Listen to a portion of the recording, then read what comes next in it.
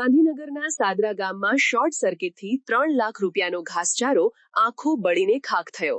ગાંધીનગર જિલ્લાના સાદરા ગામમાં આવેલ એક મકાનમાં ગાયો ભેંસો માટે મૂકેલ ઘાસચારાને શોર્ટ સર્કિટથી આગ લાગતા ₹3 લાખનો ઘાસચારો બળીને ખાખ થઈ ગયો હતો।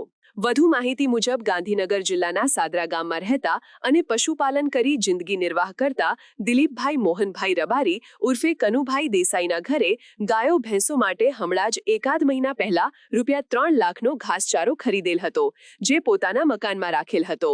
ગઈકાલે રાત્રે 10 વાગ્યાની આસપાસ શોર્ટ સર્કિટથી સમગ્ર ઘરમાં આગ પ્રસરી હતી, જે બાદ આગના લપેટામાં સમગ્ર ઘાસ તેમજ સૂકા ડાંગરના પૂળા આવી જતા સમગ્ર ઘરમાં અગ્નિ પ્રસરતા ગામમાં દોડાદોડી થઈ હતી।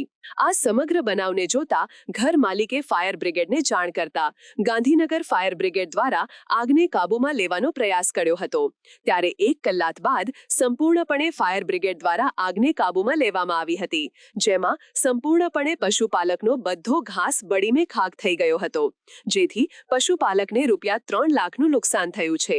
હવે પશુપાલક સરકાર સમક્ષ પોતાને વળતર મળે તેની રાહ જોઈને બેઠો છે, કારણ કે ખેતરમાં ડાંગરના પાકમાં વરસાદથી નુકસાન થયું છે, જેથી ઘાસચારાના ભાવમાં વધારો થયો છે।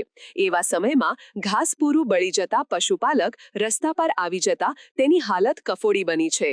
સમાચારની અવનવી અપડેટ જોતા રહો નિખરતા ગુજરાત ન્યૂઝ સાથે। નિખરતા ગુજરાત ન્યૂઝને લાઇક, શેર, સબસ્ક્રાઇબ કરો અને બેલ આઇકન દબાવીને સમાચારની ઝડપી માહિતી મેળવો।